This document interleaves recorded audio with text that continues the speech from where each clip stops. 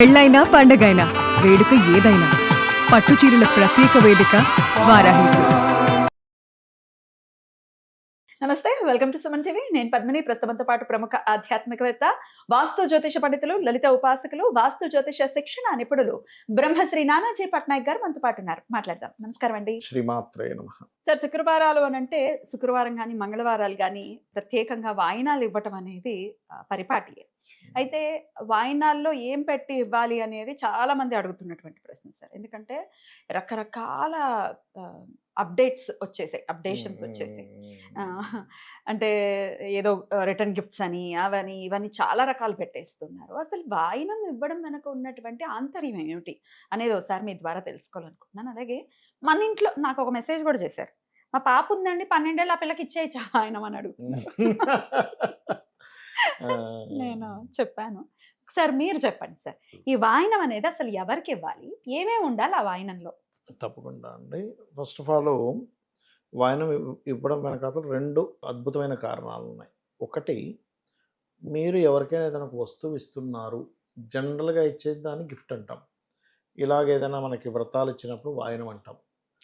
ఏదైనా దోషం ఉన్నప్పుడు దానం ఇస్తాం, మంత్రం చేసి సంకల్పం చదివిస్తారు. వాయనం తీసుకున్న వాళ్ళకి ఇచ్చిన వాళ్ళకి ఇద్దరికి కూడా ఆ గ్రహ బలం పెరుగుతుంది. ఫస్ట్ ఆఫ్ ఆల్ ఇద్దరికి పెరుగుతుంది, ఒకరికి ఇద్దరికి పెరుగుతుంది. మెయిన్గా రిలేషన్స్ బాగుపడతాయి వాయనం ఇచ్చినప్పుడు. ఎందుకంటే చేత్తో ఇస్తున్నాం, థర్డ్ హౌస్ చేత్తో తీసుకుంటున్నాం, గ్రహాల మార్పు జరుగుతుంది అక్కడ. Only positive. ఇప్పుడు చంద్రుడు, వస్త్రానికి చంద్రుడు అండి. మనం జాకెట్ పీస్ ఇచ్చారు వాయనంలో, వస్త్రానికి చంద్రుడు. ఇప్పుడు చూడండి, నవగ్రహాలు వస్తాయి, పసుపు కుంకుమ ఇస్తారు. సో రవి అండ్ గురు, కుజుడు కూడా కొంత ఇన్వాల్వ్ అవుతాడు అందులో. శుక్రుడు గాజులు ఇస్తారు వాయనంలో. ఫలాలు ఇస్తారు, ఆకు. ఫలాలు అంటే ఏంటి, మళ్ళీ ఫ్రూట్స్ అంటే అగైన్ మళ్ళీ శుక్రుడు చంద్రుడే. ఆకు బుధుడు. అంటే ఎవరికైనా బాగా ఎక్కువ అప్పులు ఉన్నాయి, తమలపాకులు ఎక్కువగా దానంగా ఇస్తూ ఉండాలి. తమలపాకులు ఇవ్వడం, లేకపోతే ఆలయానికి బిల్వ పత్రాన్ని వాళ్ళు ఇవ్వడం, తీసుకెళ్ళి శివాలయానికి తీసుకెళ్ళి ఇస్తే కనుక ఖచ్చితంగా అప్పులు బాధలు తగ్గుతాయి. అంటే మీరు సర్వీస్ చేయండి, ఆటోమేటిక్గా మీకు స్లోగా మీకు ఆ రూట్ అనేది కనబడుతూ ఉంటుంది. అలాగే ఒక్క కుజుడు కారకుడు. అలాగే వచ్చినటువంటి సువాసినీలకి పసుపు రాస్తారు కాళ్ళకి. వీళ్ళ యొక్క ఈగో తగ్గిపోతుంది దానివల్ల. తెలియకుండానే అదొక ఒక డౌన్ టు ఎర్త్ ఆ తత్వం వచ్చేస్తుంది మనిషికి. కొంతమంది ఏం చేస్తారంటే రౌండ్ డబ్బాలో పెట్టేస్తారు. That is Rahu. Round shapes is also Rahu. ఇంత ఆంతర్యం ఉంటుంది. ఓకే. వీళ్ళు వాయనం తీసుకున్న వాళ్ళు ఒక కొంగు కట్టుకుంటారు కదా, గమనించిన ముళ్ళ వేస్తారు. That is Ketu, not is Ketu. అలాగే వచ్చిన సువాసినికి ఒక రక్షణ కడతారు. That is also Ketu. అంటే నవగ్రహాలు చూడండి, ఇక్కడ రవి వచ్చాడు, గురువు వచ్చాడు, చంద్రుడు వచ్చాడు, శుక్రుడు వచ్చాడు, రాహు వచ్చాడు, కేతు వచ్చాడు, అందరూ కనెక్ట్ అయిపోయారు. అంటే అన్ని గ్రహాలు మనకేంటంటే ఏ ఒక్క గ్రహం తగ్గినా కూడా వాళ్ళకి ఆ లోటు ఉంటుంది.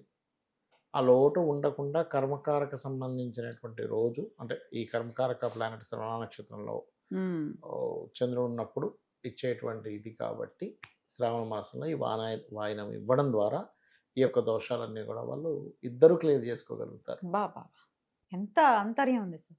అయితే ఇందులో రకరకాల గిఫ్ట్లని, ఇంకా వాళ్ళ స్తోమతను బట్టి ఎక్స్ట్రా అది వాళ్ళ ఇష్టం. ఇంకా వాళ్ళ స్తోమతను బట్టి రిటర్న్ గిఫ్ట్లు ఇస్తుంటారు, రకరకాలు ఇస్తూ ఉంటారు. That is different case. బాగా సంపన్న పనులు వెండితో ఇస్తారు. వెండిని కనుక దానంగా ఇస్తే చంద్ర సంబంధించిన దోషాలు పోతాయి. సర్వసాధారణంగా ఉగ్రదానాలు అంటారు, కొంతమంది బంగారం ఇస్తారు కొంతమందికి. అది అసలు దానం తీసుకోవడం మామూలు విషయం కాదు. పురోహితుడికి ఇస్తారు కదా, ఎంతో గాయత్రి చేయాలి. ఊరికే అలా తీసేసుకుంటే కాదు. బంగారం దానం కానీ, భూదానం కానీ, పుస్తకం కూడా చాలా పెద్ద దానం అండి. పుస్తకం ఇవ్వడం ద్వారా కూడా చిన్న చిన్న లలిత సహస్రనామాలు, విష్ణు సహస్రనామాలు పంచుతుంటారు చూసారా. బుధగ్రహ దోషం ఉన్నప్పుడు పుస్తకం పంచాలి. కుదురు బాలేడు, వ్యాపారాలు కలిసి రావట్లేదు, విష్ణు సహస్రనామాలు బుక్స్ పంచండి, చక్కగా అది సెట్ అవుతుంది. చిన్న చిన్న బుక్స్ చేసి పంచుతుంటారు చూసారా. అవును సార్. ఈ వాయినాలు ఎవరెవరికి ఇచ్చుకోవచ్చు సార్? మన ఇంట్లో మన వాళ్ళకి ఇచ్చేసుకోవచ్చా? అలా మన వాళ్ళకి ఇవ్వడం కాదండి, ఏదో ఒకరు ఉన్నారు ఫైన్, బట్ బయట. ఎందుకంటే ఇదంతా కూడా మనకు ఉండేటువంటి ఈ వాయినాలు ఇవ్వడం కానీ, పూజలు కానీ, ఇవన్నీ కూడా ఏంటంటే నీకు సోషల్గా నువ్వు ఎలాగా ఎదుగుతున్నావు, సోషల్ ఎలా కమ్యూనికేషన్స్ పెంచుకుంటున్నావు అనే దాని గురించే కాబట్టి బయట వాళ్ళకి ఇవ్వడమే కరెక్ట్.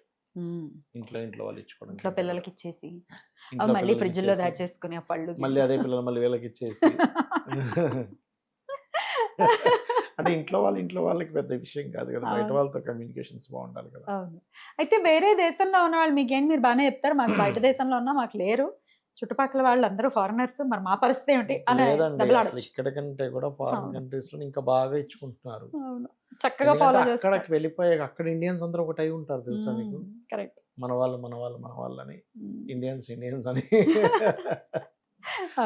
అక్కడ ఇండియన్ ని చూస్తే అదొక ఆనందం. ఆనందం. ఇక్కడ మొత్తం చుట్టూ ఇండియన్సే కాబట్టి మనకి పెద్దగా ఆశ్చర్యం అనిపించదు. అవును, సెన్సిటివిటీ ఉండదు. ఉండదు. పోతుంది. అక్కడ ఏంటంటే అబ్బా ఇండియన్స్ మన ఇండియన్ లో ఉన్నాడే అని అనిపిస్తుంది.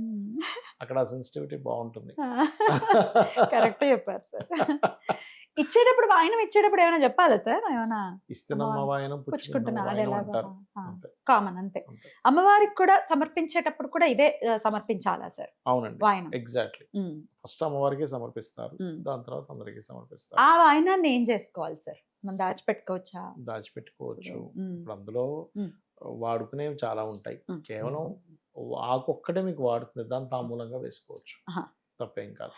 మిగతా మనం ఇప్పుడు చీర పెట్టుకున్నాం అమ్మవారికి, మనం కట్టేసుకోవచ్చు మళ్ళీ. తర్వాత అంటే అమ్మవారిది అనే భావనతో తీసుకోవాలంటున్నాను నేను. మ్మ్. దాన్ని చాలా జాగ్రత్త. కొంతమంది ఏం చేస్తారంటే బీరువాలో పెట్టుకుంటారు. మ్మ్. అంటే మీకు ఎటువంటి భావన ఉంది, మ్మ్. ఎంత శ్రద్ధగా చేస్తున్నారు, ఎంత శ్రద్ధ వహిస్తున్నారు దాని మీద అనేది చాలా చాలా ముఖ్యం. అది ఒక అంటే ఎలా ఉంటుందంటేనండి, మనం ఏదో పూజలు చేస్తున్నాం అనుకుంటాం, కానీ నేను మీకు చిన్న ఎగ్జాంపుల్ చెప్తా. మీకు ఒక ఫ్రెండ్ని పరిచయం చేపిస్తాను, ఒక శ్రీమూర్తిని. ఆ శ్రీమూర్తి మీరు ఏదైనా కష్టం చెప్పుకుంటే ఆవిడ అవునా అని అనగానే మీ కష్టం పోతే ఆ ఫ్రెండ్ని మీరు వదిలిపెడతారా? ఇంకా అసలు వదిలిపెట్టంగా, జీవితంలో వదిలిపెట్టాం. అదే శ్రీమూర్తికి ఎక్కడికంటే అక్కడికి వెళ్ళిపోయే శక్తి ఉండి, ఏదంటే అది మీరు ఏదంటే అది ఇచ్చే శక్తి ఉంటే అసలు వదిలిపెడతారా? అదే అమ్మవారు అంటా నేను. అమ్మవారు అంటే అదే. వదిలిపెట్టకూడదు. మనము అంటే నేను ఈ మధ్య బాగా రియలైజ్ అయింది ఏంటంటే, చుట్టూ ఉన్న సొసైటీలో అంటే మనకి మంచి వాళ్ళు ఉంటారు, ఫ్రెండ్స్, స్వార్థపరులు ఉంటారు. వీళ్ళతో స్పెండ్ చేసే టైంలో ఎంతో కొంత మనం కనుక భగవంతుడికి స్పెండ్ చేయగలిగితే, తను ఒక ఫ్రెండ్ లాగా మనకు ఒక గైడ్ లాగా ప్రతిదీ మనకు చెప్తూ ఉంటుంది. మీరు నిత్యం అనుష్ఠానం చేసే వాళ్ళకి ఇది చెయ్యి ఇది చేయొద్దని అమ్మవారు చెప్తుందండి. ఖచ్చితంగా అది స్ఫురణ వస్తుంది హృదయంలో. వస్తుంది, అంతే కదా ఖచ్చితంగా సార్? వస్తుంది, ఖచ్చితంగా వస్తుంది. దాన్ని పట్టుకోగలగాలి అంతే. పట్టుకోగలగాలి. అద్భుతం సార్, చాలా Exactly. చక్కగా వివరించారు సార్. ఖచ్చితంగా ఈ డౌట్లు వస్తూ ఉన్నాయి. ఏమిటంటే ఈ సోషల్ మీడియా ఇన్ఫ్లుయెన్స్ అనేది ఉంది చాలా మంది. ఉంది. సో ఏం చేయాలి, శాస్త్రం ఏం చెప్తోంది అనేది చాలా బ్యూటిఫుల్ గా Exactly. ఎక్స్ప్లెయిన్ చేశారు. Exactly. కృతజ్ఞతలు సార్. నమస్తే. శ్రీమాత్రే నమః.